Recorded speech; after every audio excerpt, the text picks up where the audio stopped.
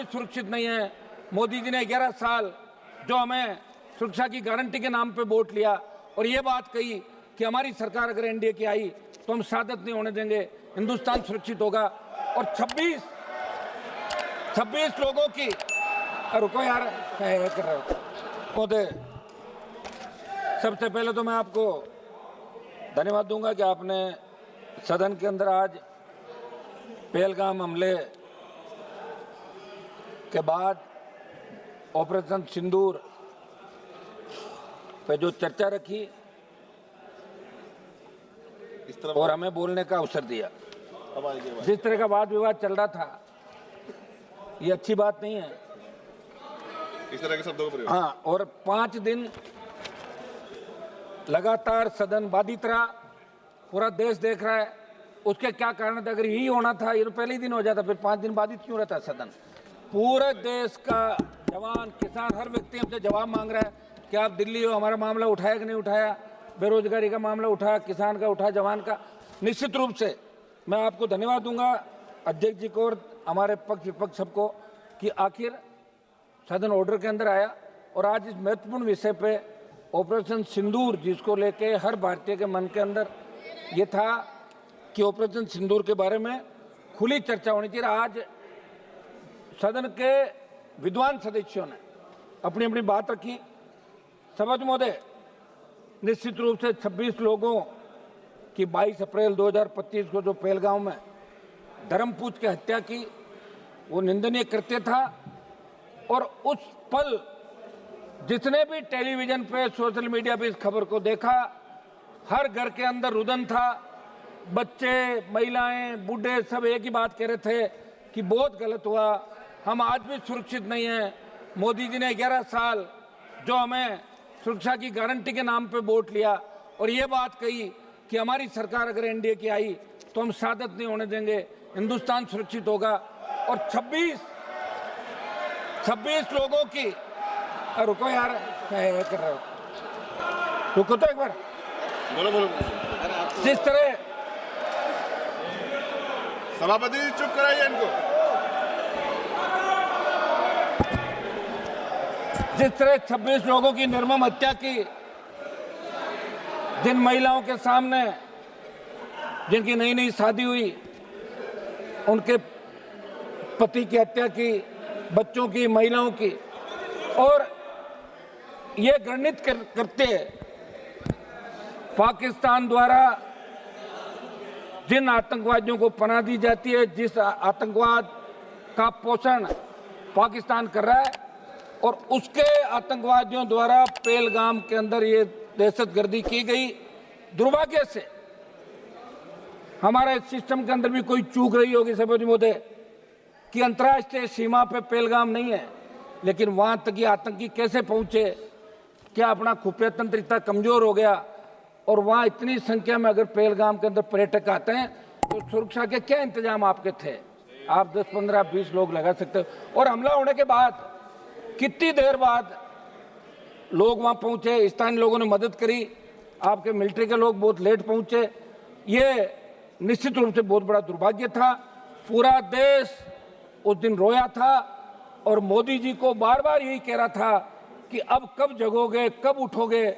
आप तो कह रहे थे कि पीओके पे कब्जा कर लेंगे, आपको 303 दी, आपको 350 दी, अब की बार भी 300 पार कराया एनडीए को। आखिर कब करोगे? आपका तो नारा ही ये था कि पाक अधिकृत कश्मीर पे कब्जा करेंगे जब हमारी सरकार आएगी। लगातार आपने 14, 19 और 24 के अंदर ये बात कही। हर हिंदुस्तानी के मन के अंदर एक ही बात थी कि अब की बार पाकिस्तान का इलाज हो जाएगा। निश्चित रूप से इजराइल जैसे छोटे देश जो अपनी लड़ाई खुद के दम पर लड़ रहे हैं, 140 करोड़ का भारत देश, जिसकी सेना विश्व के अंदर सबसे मजबूत सेना है, जब भी सेनाओं की बात आती है तो कारगिल युद्ध के दौरान 20,000 फीट ऊंची पहाड़ियों पे अगर 50 किलो गोला बारूद AK-47 लेके इस विकट परिस्थितियों के अंदर पहाड़ी पे चढ़ते हुए लड़ाई किसी ने लड़ी तो हिंदुस्तान की सेना ने लड़ी, गुजरात रेजिमेंट के हमारे जवानों ने लड़ी। ये अमेरिका के अखबारों के अंदर छपा था। सभापति महोदय, बहुत बड़ा दुर्भाग्य है कि 22 अप्रैल को घटना घटित हुई और 8 मई की रात को ऑपरेशन सिंदूर की शुरुआत हुई। 2 दिन चला, आपने कहा पाकिस्तान घुटनों के बल आ गया, और देश के मीडिया ने यह कहा कि कराची पहुंच गए, लाहौर पे कब्जा कर लिया, इस्लामाबाद में झंडा फहराने वाले। तो हमने लगा हो गया काम, पाकिस्तान तो सुबह तक आ जाएगा। और आपने नाम भी सिंदूर रखा, ऐसा लग रहा था कि भारत पाकिस्तान की मांग में सिंदूर भर रहा है, ऐसा ही लग रहा था भाई जब सिंदूर नाम रखा। और सिंदूर का मतलब ये हो गया, अरे हाँ समझ, सिंदूर का मतलब ये होता है कि हमारे हिंदू धर्म के अंदर सिंदूर का, आप रुकिए साहब, ऐसे क्या कर रहे हो आप? खुद तो आधा घंटा भाषण दे दिया, तो मुझे कह रहे हो जाओ, आप कमाल कर रहे हो, तो नहीं बोलना और क्या। सिंदूर हमारे हिंदू धर्म के अंदर सिंदूर का मतलब है कि महिलाएं सिंदूर पति को मानती है, वो मांग भरती है सिंदूर कि मेरा पति। तो सिंदूर तो भारत ने भर दिया पाकिस्तान के अंदर, तो पाकिस्तान तो पत्नी हो गई भारत की। ले आओ आप, विदाई बाकी लेके आ जाओ आप, हो गया सारा काम।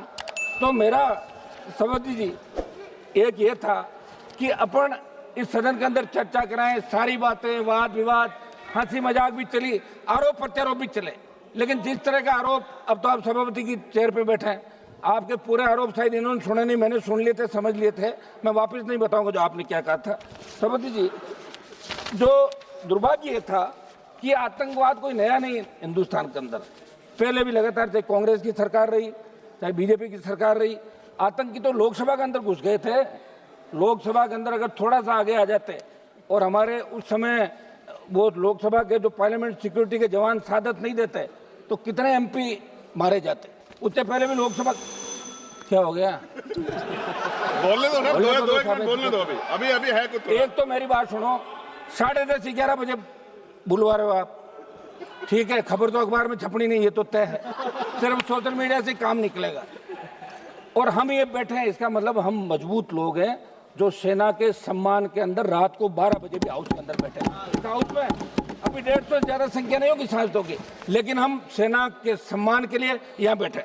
सभापति महोदय, हम 2-3 जो प्रमुख हमारी चीजें हैं, एक तो घुसपैठ कैसे हुई, इस मामले के अंदर जांच होनी, आखिर घुसपैठ कैसे हुई, उसकी जांच क्या रही। ऐसा नहीं हो गया यार सब कुछ ठीक है, भाषण दिया चलते, पर देश जानना चाहता है। और अभी सोशल मीडिया का जमाना, प्रत्येक व्यक्ति को अधिकार है। एक मेरी मांग रहेगी कि अग्निवीर जो योजना आप लाए, उसके बाद सेना का मनोबल गिर गया।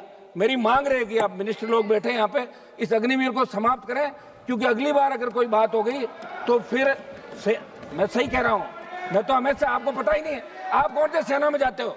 मैं तो जाति से आता हूँ, जिस जाति के सबसे ज्यादा लोग सेना के अंदर जाते हैं और सबसे ज्यादा साथ देते हैं। अब लोग व्यापारी लोगों क्या पता सेना क्या होती है। तो मेरी मांग है कि अग्निवीर को समाप्त करके पूर्व की भांति सेना भर्ती रैलियां कराएं।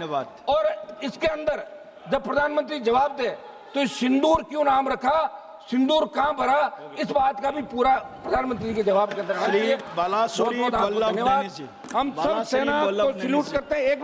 एक मिनट साहब सुने, सेना को हम सैल्यूट करते हैं। और इसके अंदर जो लोग सीज फायर, श्री बालासुरी वल्लभ जो लोग मारे गए उनको भी हम नमन करते हैं, उन लोगों का